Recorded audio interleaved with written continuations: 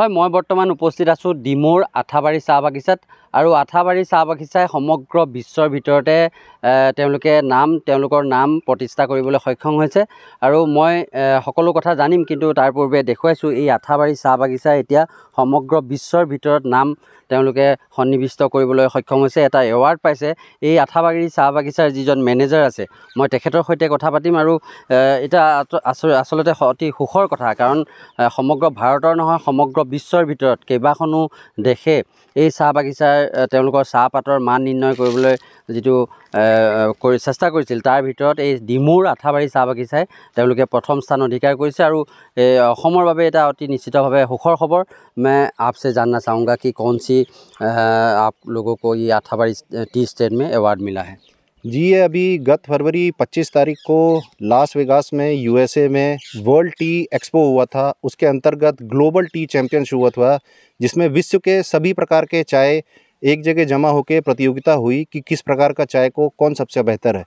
हमारा अठाबारी का PF grade की चाय, काली चाय जो सीटीसी होती है, उस ग्रेड के कैटेगरी में विश्व में नंबर 1 होकर निकला है और बेहतरीन चाय की क्वालिटी के लिए उसको अवार्ड मिला।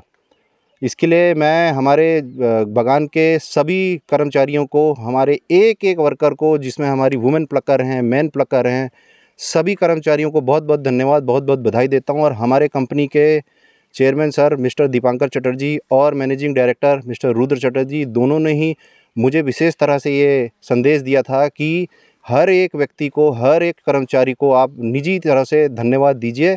और ये बहुत ही ধন্যবাদ।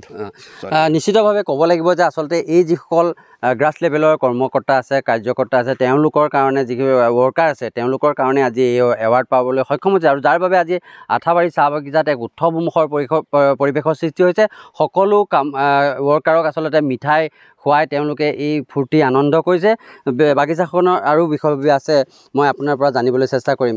সকলোকে আপোনালোকে আজি এই যি আনন্দৰ মুহূৰ্ত, তাত আপোনালোকে মিঠাই খুৱাই আনন্দ ফূৰ্তি কৰা দেখিবলৈ পোৱা গৈছে। সমগ্ৰ বিশ্বৰ ভিতৰতে অসমৰ চাহে নাম প্ৰতিষ্ঠা কৰিবলৈ সক্ষম হৈছে। পূৰ্বৰ পৰাও অসমৰ চাহৰ এটা নাম আছিল, এতিয়া এয়া স্বীকৃতি পাইছে।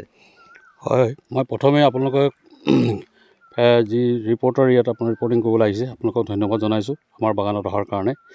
আৰু আজি যিটো আমাৰ অসমৰ কাৰণে, ভাৰতৰ কাৰণে গৌৰৱ কৰি আনিছে আঠাবাৰী বাগানে CTC চাহৰ ক্ষেত্ৰত। আৰু এই CTC চাহ বিশ্বৰ ভিতৰতে আমাৰ আঠাবাৰী চাহ বাগিচা PF গ্ৰেডৰ প্ৰথম স্থান দখল কৰিবলৈ সক্ষম হৈছে। আৰু এই বাতৰিয়ে আমাক এটা গৌৰৱান্বিত কৰিছে।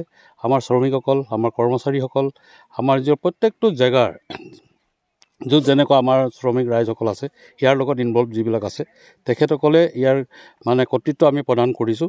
আমি পৰিচালকসকলে তেখেতসকলক আমি জনাইছোঁ, যিহেতু আমাৰ হেড অফিচৰ পৰা যিসকল তেখেতে আমাক জনাইছে যে ইয়াৰ শ্ৰেয়টো আমাৰ চব ৱৰ্কাৰ যিসকল লোক ইয়াৰ লগত জড়িত সকলোকে আমাক দিবৰ কাৰণে কৈছে। আৰু যাৰ কাৰণে আজি আমি দুদিন ধৰি তেওঁলোকৰ মাজত আমি আনন্দ উৎসৱ কৰি তেখেতসকল মিঠাই খোৱাৰ এটা পৰ্ব আৰম্ভ কৰিছোঁ। প্ৰত্যেকে যাতে এই বাতৰিটো গম পায়, কথাবিলাক গম পায়, আৰু অসমৰ যিটো চাহৰ যিটো মানদণ্ড, এনেকৈ যাতে ভৱিষ্যতৰ দিনবিলাক আগবাঢ়ি যায় আৰু অসমত যাতে চাহ ইণ্ডাষ্ট্ৰিটো জীয়াই থাকে, তাৰ কাৰণে ই এটা গৌৰৱৰ কথা বুলি আমি বিবেচনা কৰি আজি এই অনুষ্ঠানটো কৰিছোঁ।